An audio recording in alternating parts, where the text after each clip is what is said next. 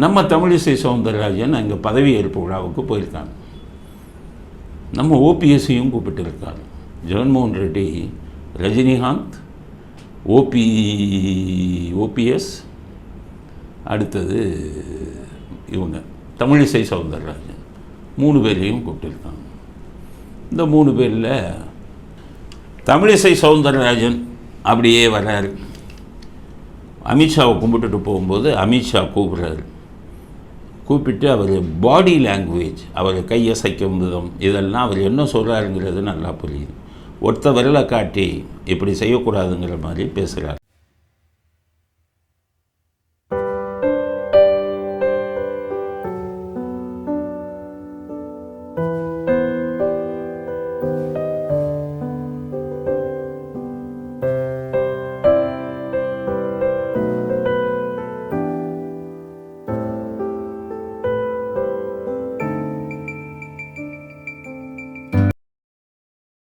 அதாவது அண்ணாமலையை பற்றி நீங்கள் பொதுவெளியில் பேசியது தவறு. உங்களுக்கு ஏதாவது குறை இருந்தால் எங்களிடம்தான் சொல்ல வேண்டும், கட்சி தலைமையிடம் சொல்லணும். இப்படி பொதுவெளியில் பேசுவது தவறு, இப்படி பேசாதீங்க அப்படிங்கிற மாதிரி அவருடைய இதில் பாடி லாங்குவேஜில் செய்கையில் காமிக்கிறார். இந்த வீடியோ இந்தியா பூரா இன்றைக்கி தமிழ்நாடு பூரா வைரல் ஆயிடுச்சு. எல்லாருக்குமே தமிழிசையை கண்டித்திருக்கிறார் அமித்ஷா அப்படிங்கிற விஷயங்கள்லாம் வெளியில் வந்திருக்கு. சரி, என்ன இப்போ கண்டித்தாங்க அப்படின்னு அதுக்கப்புறம் நடந்த விஷயம் என்னென்னா, அப்படியே தலைகீழ இன்னொன்று நடக்குது. ஒரு பக்கம் அமித்ஷாவை கண்டித்தாங்க, இன்னொரு பக்கம் பியூஷ் கோயல் அப்படிங்கிற மந்திரி ராதாகிருஷ்ணன், வானதி சீனிவாசன் இவங்க 2 பேர்த்துக்கும் இது கொடுத்துருக்காரு, விளக்கம் கேட்டிருக்காரு. ஒரு சீட்டில் கூட ஜெயிக்கலையே, என்ன காரணம்? அண்ணாமலை மீது கூறப்படும் புகார்கள் பற்றி உங்களுடைய கருத்து என்ன? தமிழிசை சொல்லும் புகார்கள் பற்றி உங்கள் கருத்து என்ன அப்படின்னு அவர் கேட்டதாக செய்தி வந்திருக்கு ட்விட்டரில். ஆக இந்த பக்கமும் தமிழிசை பக்கமும் கண்டித்த அதே நேரத்தில் அண்ணாமலை மீது சொல்லப்படும் குற்றச்சாட்டுகளுக்கு உங்கள் கருத்து என்னங்கிறதையும் கேட்டிருக்காங்க. அப்படிங்கிறது தான் இந்த தேசிய கட்சிகளே இப்படி தான் போவான். அங்கே உட்காந்துருப்பான் டெல்லியில். அதனால தான் தமிழ்நாட்டில் தேசிய கட்சிகள் இதாக இருக்குது. அங்கே உட்காந்துக்கிட்டு இங்கே வந்துக்கிட்டு இது சொல்லிக்கிட்டு இருப்பான். அடிமைகள் மாதிரி நடக்குவான். அங்கே ஒரு எம்எல்ஏ சீட்டுக்கு எடுக்கிறது, எம்பி சீட்டுக்கு எடுக்கிறது அவன் தான் சுவிட்சில் போடுவான். அங்கே தான் நடக்கும்.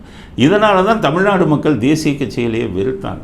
மாநில கட்சிகள் பெருசாக வந்ததுக்கு காரணம், மாநில கட்சியில் இருப்பவர்கள் அவங்க தான் பாஸ், அவங்க தான் தலைவர், அவன் தான் முடிவெடுப்பான். தேசிய கட்சி பாஜக, காங்கிரஸ் எல்லாம் அப்படி இல்லை.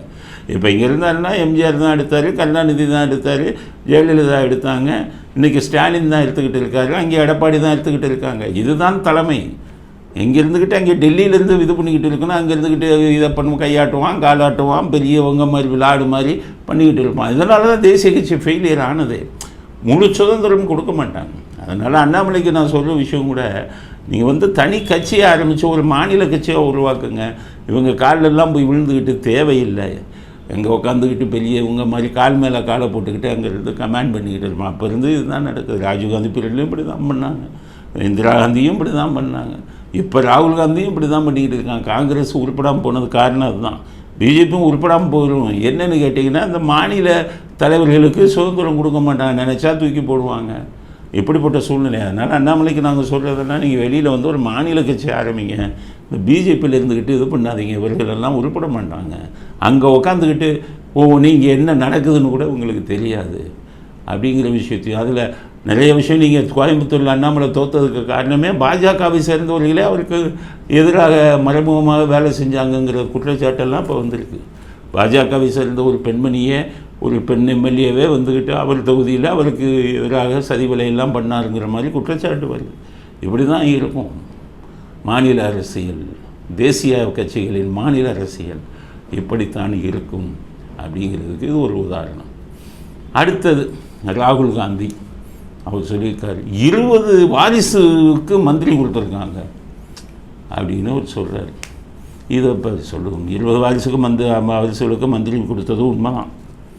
ஆனால் நான் என்ன சொல்கிறேன், இதை சொல்கிறதுக்கு ராகுல் காந்திக்கு தகுதி இருக்கா? நீங்களே ஒரு வாரிசாக அரசியலுக்கு வந்தவங்க. உங்கள் காங்கிரஸை 1950களில் பசுமன் முத்துராமலிங்க இதுக்கு போனார், பார்லிமெண்ட்டுக்கு ஜெயிச்சு. அப்போ கேட்ட முதல் கேள்வி நேருவை பார்த்து கேட்குறாரு, நேருவின் குடும்ப சொத்தா காங்கிரஸ்ன்னு கேட்டார். நேருவின் குடும்ப சொத்தா காங்கிரஸ். அப்போ வாரிசே வரல, நேரு தான் பிரைம் மினிஸ்டர். அப்போ கேட்டார், நேருவோட குடும்ப சொத்தா காங்கிரஸ்ன்னு கேட்டார். அது எப்படி கரெக்டாக பழிச்சு போய் எப்படி வந்தது? நேரு இறந்த உடனே இந்திரா காந்தி அவர் மகளை கொண்டு வந்தார்.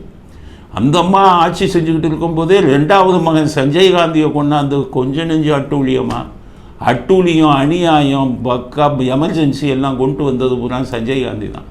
விமான விபத்தில் கால் தனியாக கை தனியாக பிஞ்சு செத்தார் சஞ்சய் காந்தி. நிறைய பேர் அவரே கூட்டிகிட்டு போய் கருத்தடை ஆப்ரேஷன்லாம் பண்ண ஆரம்பிச்சிட்டார். வற்புறுத்தி கூட்டிகிட்டு போய் பாம்பேலெல்லாம் என்னென்னமோ பண்ணார்.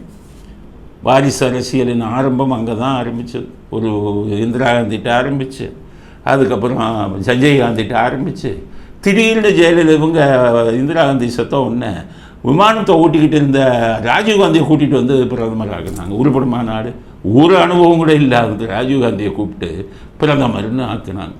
இந்திரா காந்தி சுட்டு கொல்லப்பட்டவுடன் ராகுல் காந்தி சுடப்பட்டோன்னா அவர் மனைவி சோனியா காந்தி வாரிசு. சோனியா காந்தி போனோடனே அடுத்து ராகுல் காந்தி. இப்போ பிரியங்கா காந்தியும் போய் கிட்டத்தட்ட 5-6 வாரிசுகளை கொண்ட ஒரு காங்கிரஸின் பிரதிநிதியாக இருக்கக்கூடிய ராகுல், நீங்கள் வந்துக்கிட்டு வாரிசு அரசியலுங்கிறத பேசலாமா? சரி, உங்கள் கட்சி இந்த லட்சணத்தில் இருக்குன்னா உங்கள் கூட்டணியில் இருக்கக்கூடிய திமுக என்ன? அவ்வளவு வாரிசு அரசியல். கருணாநிதிக்கு அப்புறம் இவர் ஸ்டாலின், கனிமொழி, தயாநிதி மாறன் எல்லாம் மந்திரி ஆக்குனீங்கல்ல, வாரிசு மந்திரி தானே. அப்போ நீங்கள் உறவு வச்சுருக்கக்கூடியவங்க பூரா வாரிசு தானே. சிதம்பரம் பையன் கார்த்திகை சிதம்பரத்துக்கு வாரிசுக்கு நீங்கள் சீட்டு கொடுத்தீங்களா இல்லையா? பாம்பேயில் எடுத்துக்கங்க. சரத்பவார் வாரிசு அரசியல் நடத்துகிறவர் தானே. சரத்பவார் அண்ணன் மந்திரி, அண்ணன் அங்கே மந்திரி ஆக்குனாங்க. அஜித் பவார் சரத்பவாரோட பொண்ணையும் ஆக்குனாங்க. அவங்க இதில் இருக்கக்கூடிய லல்லு பிரசாத் யாதவ், பீகாரில் இருக்கக்கூடிய லல்லு பிரசாத் யாதவ் பையன் தான் இப்போ தலைவராக இருக்கார். அவரும் வாரிசு தானே. காங்கிரஸ் வெக்கம் இல்லாமல் அவங்களோட போது தானே சேர்றீங்க.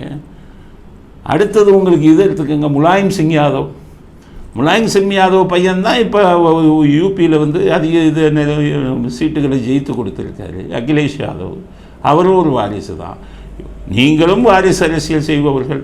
உங்கள் கூட்டணி கட்சியை சேர்ந்த அத்தனை பேரும் வாரிசு அரசியல் வச்சுக்கிட்டு ராகுல் காந்தி பிஜேபி 20 வாரிசு அமைச்சர் வைக்கிறான்னு சொல்கிறதுக்கு அடிப்படை தகுதி இருக்கா அப்படிங்கிற கேள்வியும் கேட்க வரணும்.